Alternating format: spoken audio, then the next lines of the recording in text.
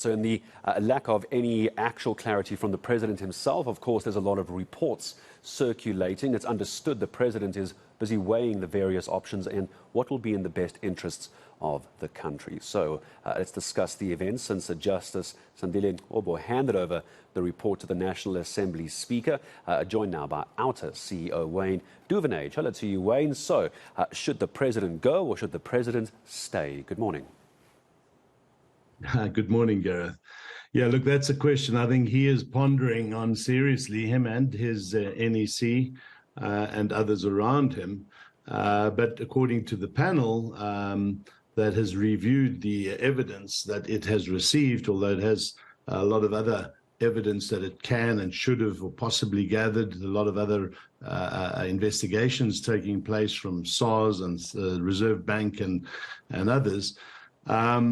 You know, one wonders whether he would have been able to stand the test of an impeachment. We believe he would struggle to do so, but I think this issue has gone well beyond that. As we heard Lukona saying earlier, you know, there's enough there to say to the country that this president has been found wanting.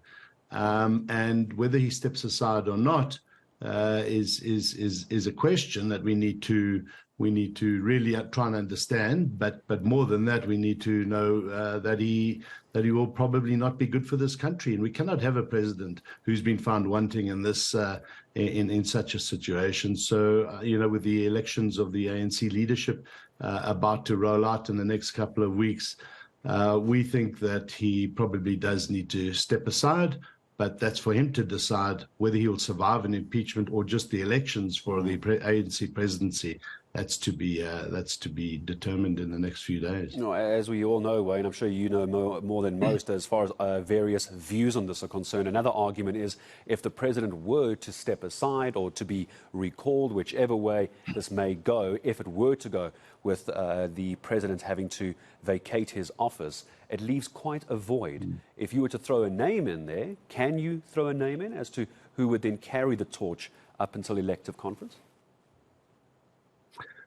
Yeah, look, I mean, everybody, it all points to the current deputy president, David Mabuza, stepping into that position until the elective conference. And if the elective conference produced a new leader for the ANC, we believe the ANC then would put that individual forward quite quickly, as we've seen changes from Mbeki to Zuma and from Zuma to Ramaphosa. Those opportunities give the newly elected ANC president the opportunity to take over.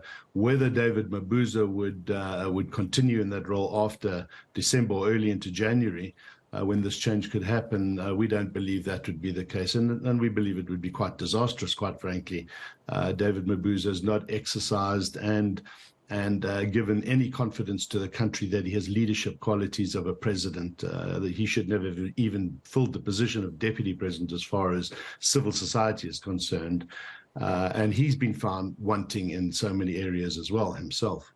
Yesterday, I had a chance to speak to Pule Mabe, ANC spokesperson. They were obviously, as a party, still digesting what this report actually had said as well. And one of the questions I posed to him, to Pule Mabe, Wayne, was should the president step aside now? And of course, we got into the discussion in the grey area of the step aside resolution. And the answer from Pule was no, because he hasn't appeared in court. And I suppose this is where we start talking about ethics and morals. Should the president wait to be told to step aside, or in your view, should he be doing it because he knows the rules of his own political party? Yeah, that's good. That's a good question. You know, if you look at the affidavits that have been put forward, whether they will, whether there's enough there for the NPA to prosecute, for instance, is being questioned. Whether he could stand an impeachment, some say he could. But the big question is, as you say, you know, do you have to wait to go down all these roads, or do you have a good look at what is put before you as the president and as the political party and say, look, this is just too much. The smoke is too thick. This is not good for the party. It's not good for the country. It is time to step aside. And I think that's what's going through his mind right now. We believe this is weakening the ruling party considerably. We believe that come 2024, because there's a real lack of leadership, of succession here. one can see that the ANC is being damaged through this process, and it is time for change. We believe the ANC is the party that has put this country into so much negativity. We shouldn't be where we are right now, and you can't leave the people in charge of the solutions who created the problems, as far as we're concerned. Wayne, I appreciate your time as always. Wayne Duvenage is the CEO of Outa, joining us this morning. We still wait with bated breath to get anything more from the President's office as to any potential announcement of any kind whatsoever. So if you have just woken up, it's 13 after 7.